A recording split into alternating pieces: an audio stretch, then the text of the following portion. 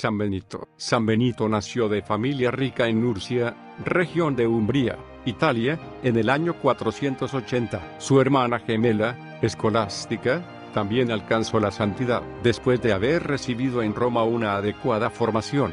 Estudiando la retórica y la filosofía, se retiró de la ciudad Enfide, la actual Afile, para dedicarse al estudio y practicar una vida de rigurosa disciplina ascética. No satisfecho de esa relativa soledad, a los 20 años se fue al monte Subiaco bajo la guía de un ermitaño y viviendo en una cueva. 3 años después se fue con los monjes de Vicovaro. No duró allí mucho ya que lo eligieron prior, pero después trataron de envenenarlo por la disciplina que les exigía. Con un grupo de jóvenes, entre ellos Plácido y Mauro, fundó su primer monasterio en la montaña de Casino en el año 529 y escribió la regla, cuya difusión le valió el título de patriarca del monaquismo occidental. Fundó numerosos monasterios, centros de formación y cultura capaces de propagar la fe en tiempos de crisis. Vida de oración, disciplina y trabajo. Se levantaba a las 2 de la madrugada a rezar los salmos. Pasaba horas rezando y meditando. Hacía también horas de trabajo manual,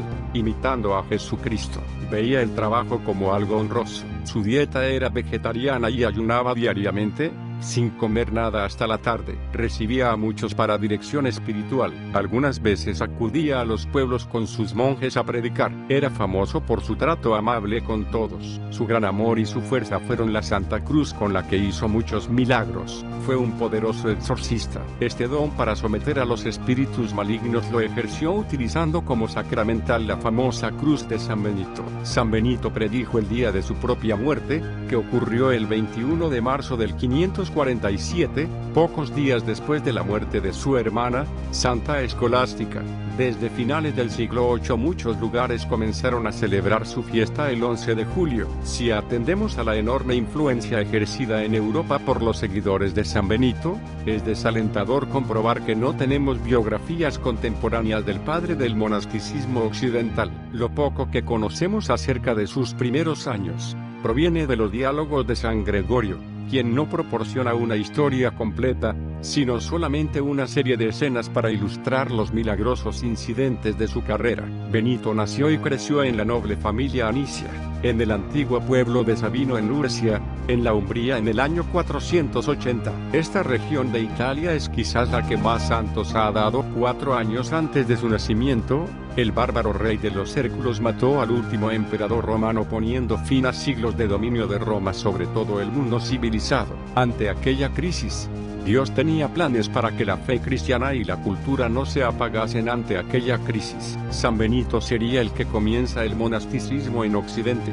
Los monasterios se convertirán en centros de fe y cultura. De su hermana gemela, Escolástica, leemos que desde su infancia se había consagrado a Dios, pero no volvemos a saber nada de ella hasta el final de la vida de su hermano. Él fue enviado a Roma para su educación liberal, acompañado de una nodriza, que había de ser, probablemente, su ama de casa. Tenía entonces entre 13 y 15 años, o quizá un poco más. Invadido por los paganos de las tribus arias, el mundo civilizado parecía declinar rápidamente hacia la barbarie.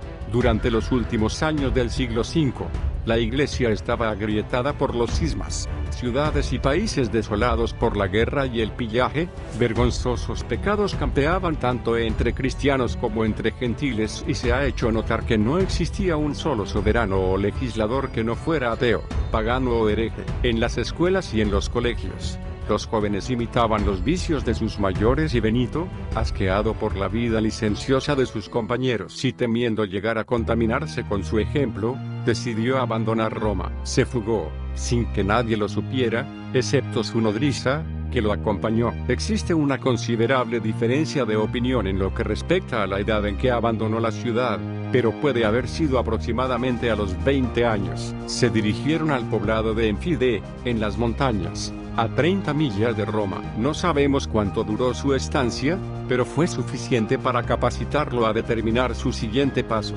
Pronto se dio cuenta de que no era suficiente haberse retirado de las tentaciones de Roma.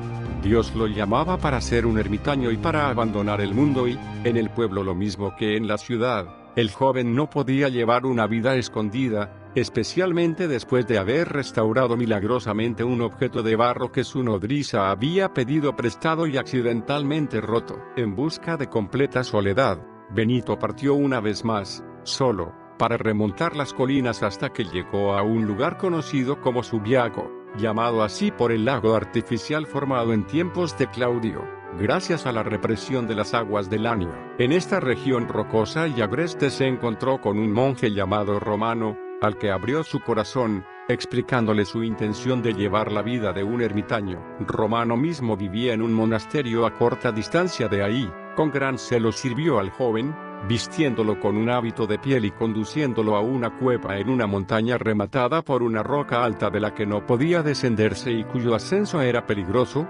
tanto por los precipicios como por los tupidos bosques y malezas que la circundaban. En la desolada caverna, Benito pasó los siguientes 3 años de su vida, ignorado por todos, menos por Romano, quien guardó su secreto y diariamente llevaba pan al joven recluso, quien lo subía en un canastillo que izaba mediante una cuerda. San Gregorio dice que el primer forastero que encontró el camino hacia la cueva fue un sacerdote quien, mientras preparaba su comida un domingo de resurrección, oyó una voz que le decía: «Estás preparándote un delicioso platillo, mientras mi siervo Benito padece hambre». El sacerdote, inmediatamente, se puso a buscar al ermitaño, al que encontró al fin con gran dificultad. Después de haber conversado durante un tiempo sobre Dios y las cosas celestiales, el sacerdote lo invitó a comer, diciéndole que era el día de Pascua, en el que no hay razón para ayunar. Benito, quien sin duda había perdido el sentido del tiempo y ciertamente no tenía medios de calcular los ciclos lunares,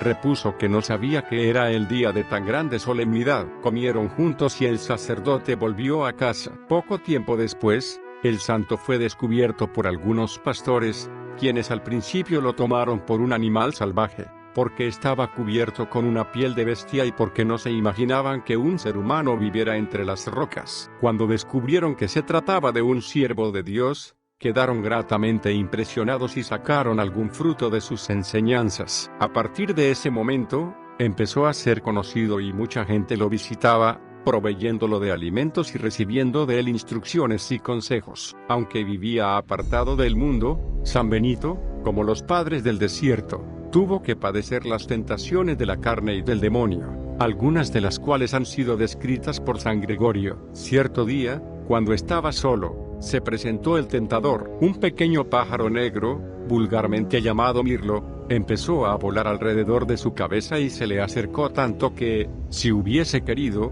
habría podido cogerlo con la mano, pero al hacer la señal de la cruz el pájaro se alejó. Una violenta tentación carnal, como nunca antes había experimentado, siguió después. El espíritu maligno le puso ante su imaginación el recuerdo de cierta mujer que él había visto hacía tiempo, e inflamó su corazón con un deseo tan vehemente, que tuvo una gran dificultad para reprimirlo. Casi vencido, pensó en abandonar la soledad.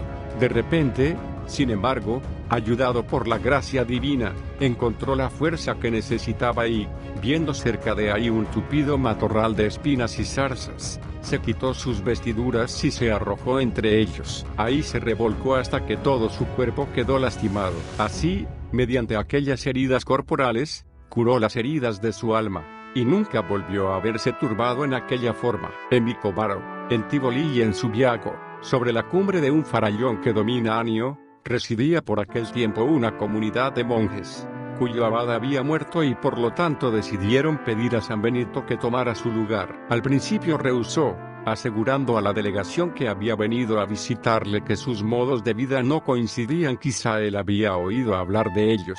Sin embargo, los monjes le importunaron tanto, que acabó por ceder y regresó con ellos para hacerse cargo del gobierno. Pronto se puso en evidencia que sus estrictas nociones de disciplina monástica no se ajustaban a ellos, porque quería que todos vivieran en celdas horadadas en las rocas y, a fin de deshacerse de él, llegaron hasta poner veneno en su vino. Cuando hizo el signo de la cruz sobre el vaso, como era su costumbre, este se rompió en pedazos como si una piedra hubiera caído sobre él.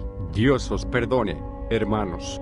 dijo el abad con tristeza. ¿Por qué habéis maquinado esta perversa acción contra mí? ¿No os dije que mis costumbres no estaban de acuerdo con las vuestras? Id y encontrad un abad a vuestro gusto, porque después de esto yo no puedo quedarme por más tiempo entre vosotros. El mismo día retornó a Subiaco, no para llevar por más tiempo una vida de retiro, sino con el propósito de empezar la gran obra para la que Dios lo había preparado durante estos años de vida oculta. Empezaron a reunirse a su alrededor los discípulos atraídos por su santidad y por sus poderes milagrosos, tanto seglares que huían del mundo, como solitarios que vivían en las montañas. San Benito se encontró en posición de empezar aquel gran plan, quizás revelado a él en la retirada cueva, de reunir en aquel lugar a muchas y diferentes familias de santos monjes dispersos en varios monasterios y regiones, a fin de hacer de ellos un solo rebaño según su propio corazón, para unirlos más y ligarlos con los fraternales lazos,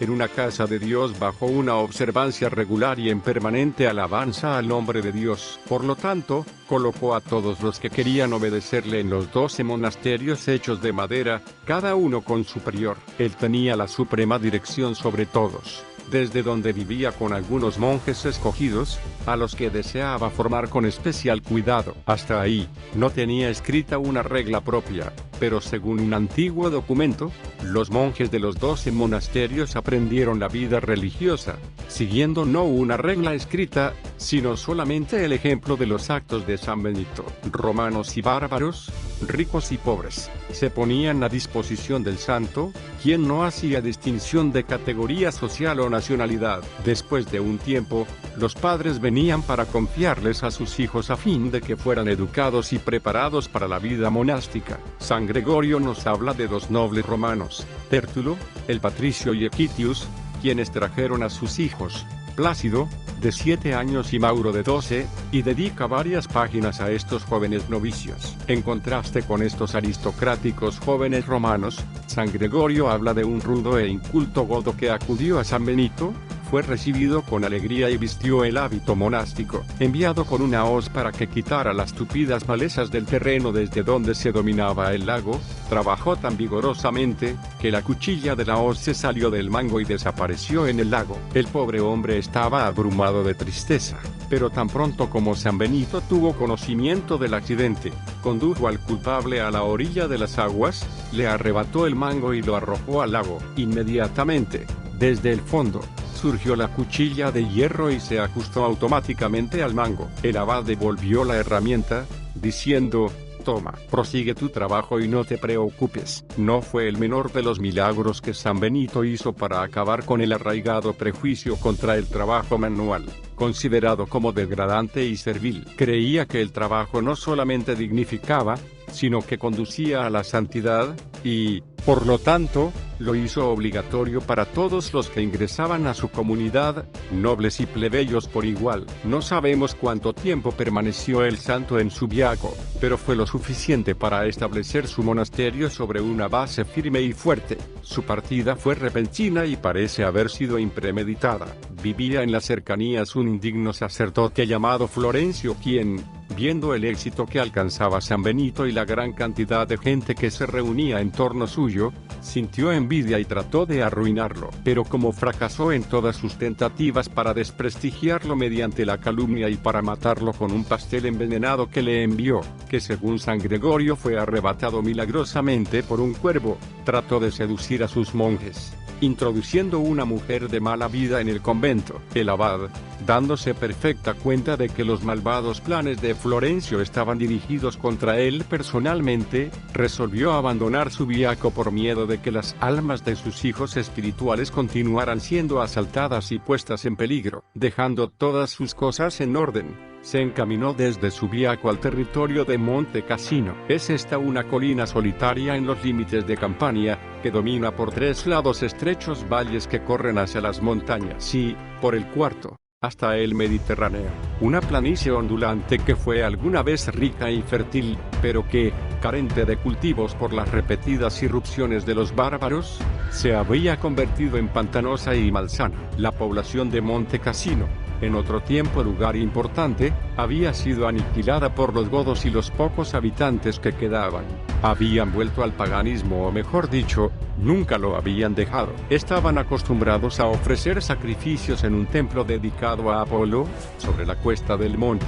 Después de 40 días de ayuno, el santo se dedicó, en primer lugar, a predicar a la gente y a llevarla a Cristo. Sus curaciones y milagros obtuvieron muchos conversos, con cuya ayuda procedió a destruir el templo, su ídolo y su bosque sagrado. Sobre las ruinas del templo, construyó 2 capillas y alrededor de estos santuarios se levantó, poco a poco, el gran edificio que estaba destinado a convertirse en la más famosa abadía que el mundo haya conocido. Los cimientos de este edificio parecen haber sido echados por San Benito, alrededor del año 530. De ahí partió la influencia que iba a jugar un papel tan importante en la cristianización y civilización de la Europa post-romana. No fue solamente un museo eclesiástico lo que se destruyó durante la Segunda Guerra Mundial, cuando se bombardeó Monte Cassino. Es probable que Benito, de edad madura, en aquel entonces, pasara nuevamente algún tiempo como ermitaño, pero sus discípulos pronto acudieron también a Monte Cassino. Aleccionado sin duda por su experiencia en Sabiaco, no los mandó a casas separadas, sino que los colocó juntos en un edificio gobernado por un prior y decanos, bajo su supervisión general. Casi inmediatamente después, se hizo necesario añadir cuartos para huéspedes, porque Monte Cassino, a diferencia de Subiaco, era fácilmente accesible desde Roma y Capua. No solamente los laicos, sino también los dignatarios de la iglesia iban para cambiar impresiones con el fundador, cuya reputación de santidad, sabiduría y milagros se había extendido por todas partes. Tal vez fue durante ese período cuando comenzó su regla, de la que San Gregorio dice que da a entender todo su método de vida y disciplina, porque no es posible que el santo hombre pudiera enseñar algo distinto de lo que practicaba. Aunque primordialmente la regla está dirigida a los monjes de Monte Cassino, como señala del abad Chapman, parece que hay alguna razón para creer que fue escrita para todos los monjes del occidente, según deseos del Papa San Hormisdas. Está dirigida a todos aquellos que, renunciando a su propia voluntad, tomen sobre sí la fuerte y brillante armadura de la obediencia para luchar bajo las banderas de Cristo, y prescribe una vida de oración litúrgica, estudio, lectura sacra, y trabajo llevado socialmente, en una comunidad y bajo un padre común. Entonces y durante mucho tiempo después, solo en raras ocasiones un monje recibía las órdenes sagradas y no existe evidencia de que el mismo San Benito haya sido alguna vez sacerdote. Pensó en proporcionar una escuela proyectada para principiantes, por lo que el ascetismo de la regla es notablemente moderado. No se alentaban austeridades anormales ni escogidas por uno mismo y, cuando un ermitaño que ocupaba una cueva cerca de Monte Cassino encadenó sus pies a la roca, San Benito le envió un mensaje que decía: si eres verdaderamente un siervo de Dios, no te encadenes con hierro, sino con la cadena de Cristo. La gran visión en la que Benito contempló, como en un rayo de sol,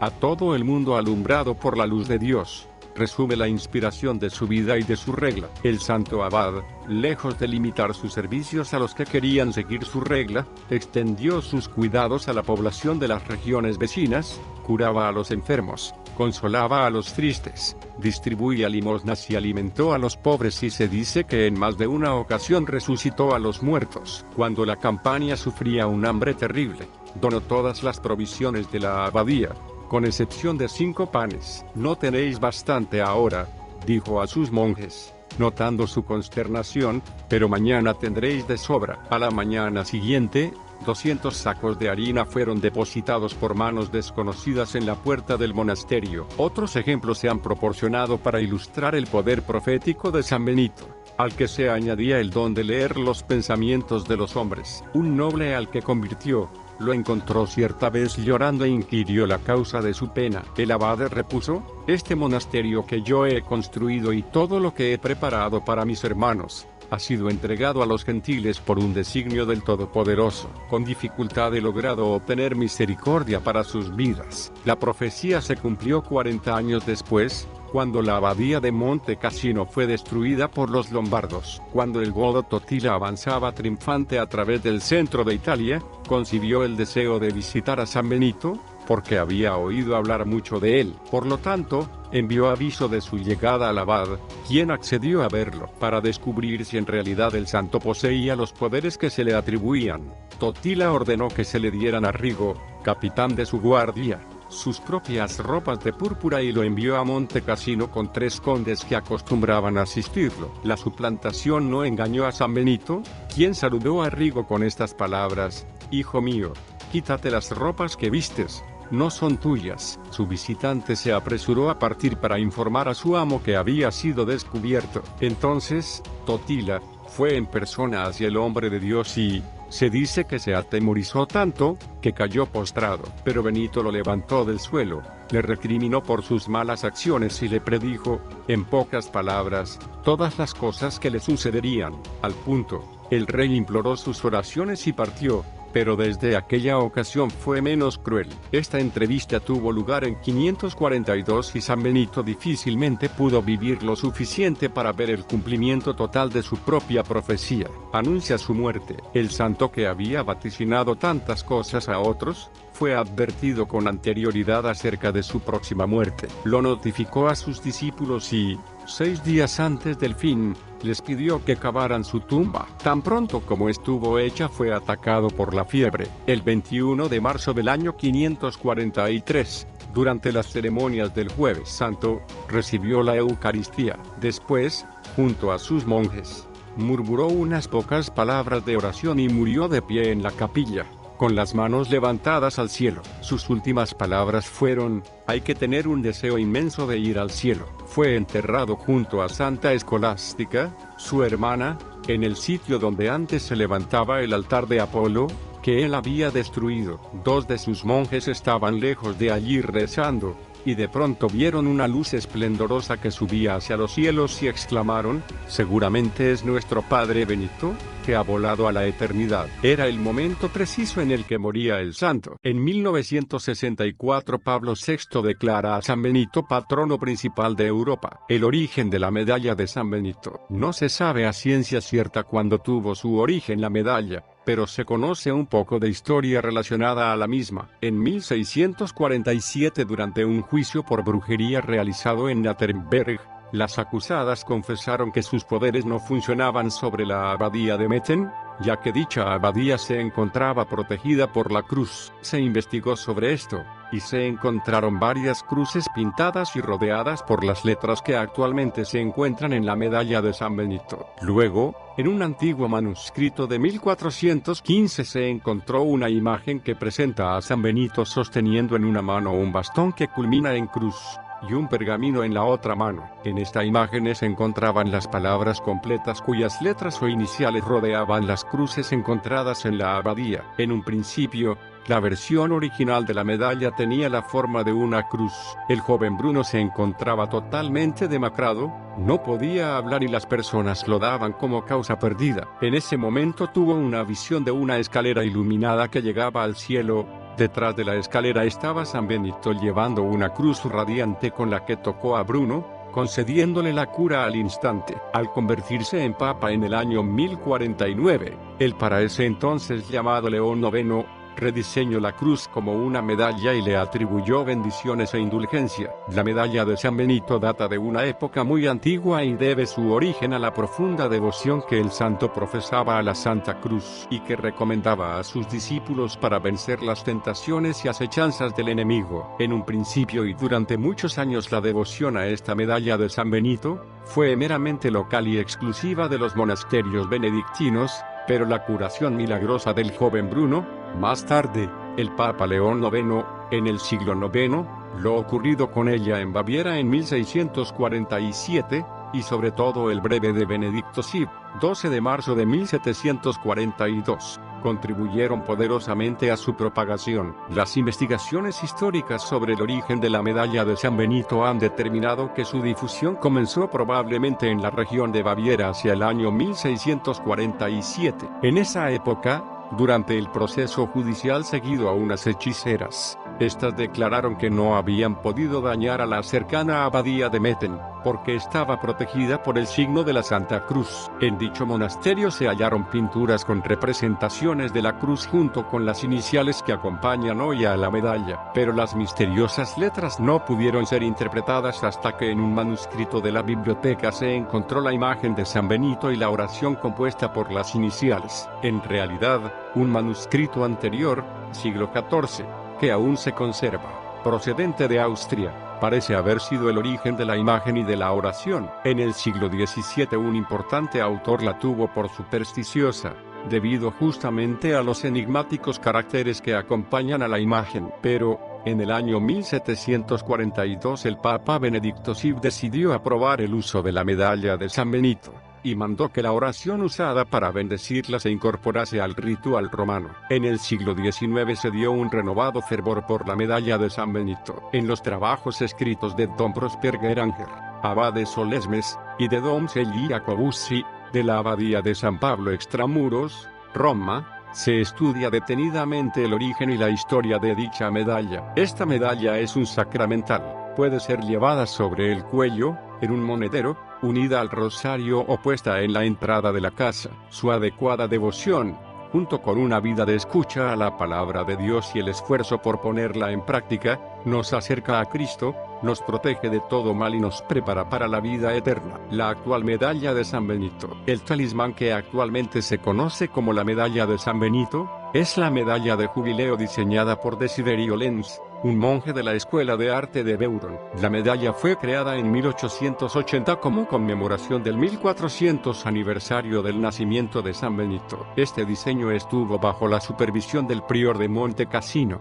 el rey Bonifacio Krug. Parte frontal. Este lado de la medalla presenta en la parte central la imagen de San Benito sosteniendo una cruz en su mano derecha, y en la mano izquierda sostiene la Santa Regla. A un lado de San Benito se encuentra una taza, y al otro lado un cuervo. Sobre estos dos elementos se pueden leer las palabras Crux Sancti Patris Benedicti, lo que significa Cruz del Santo Padre Benito. En el borde de la medalla se encuentra la leyenda Ejus in obitu lastro praesentiat nuniamus, lo que quiere decir que permite que en nuestra muerte seamos fortalecidos por su presencia. Parte reversa. En esta parte se presenta la imagen de la cruz en el centro. En la parte superior y central se lee la palabra Pax, que quiere decir paz, o el monograma Is, que significa Jesús. Sobre la cruz en la barra perpendicular se puede leer, en sentido de arriba hacia abajo, las iniciales de las palabras Cruz Sacra Sit Mihi Lux, que quieren decir la Santa Cruz sea mi luz. En la barra horizontal de la cruz se leen las iniciales de Non Draco Sit Mihi Lux,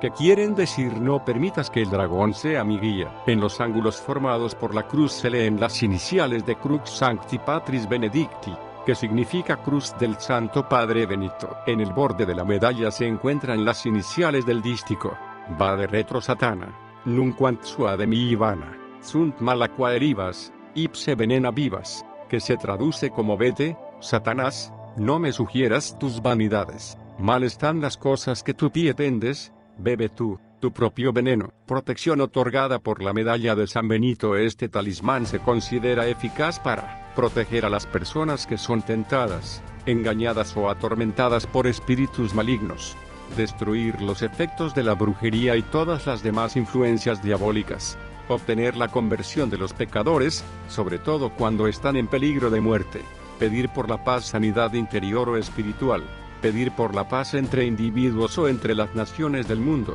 curar aflicciones corporales, especialmente como protección contra las enfermedades contagiosas, curar a las personas que sufren de heridas o enfermedades, proteger contra las tormentas y relámpagos, proteger a los niños de las pesadillas, proteger a una madre y sus hijos durante el parto, proteger a los animales infectados con la peste u otras enfermedades, proteger a los campos infestados por insectos nocivos, proteger o contrarrestar los efectos del veneno. Aquel que lleve la medalla de San Benito como un sacramental a la hora de la muerte, será protegido de todo mal. ¿Cómo se puede usar la medalla? Este talismán puede ser usado de alguna de las siguientes maneras: alrededor del cuello o como pulsera, anexa a un rosario. Puedes llevarla en el bolsillo o en el bolso. Puedes colocarla en tu coche o en casa. Puedes situarla en los cimientos de un edificio. Puedes colocarla en el centro de una cruz. Lo realmente importante es que la lleves contigo o la mantengas cerca de ti, y la uses con mucha fe. De esta forma la poderosa protección de la medalla estará siempre contigo. La medalla de San Benito es uno de los talismanes más utilizados, debido a su eficiencia y a los innumerables casos místicos que se le atribuyen. Sin lugar a dudas, este es uno de los talismanes más utilizados en todo el mundo. Esperamos te sea de utilidad.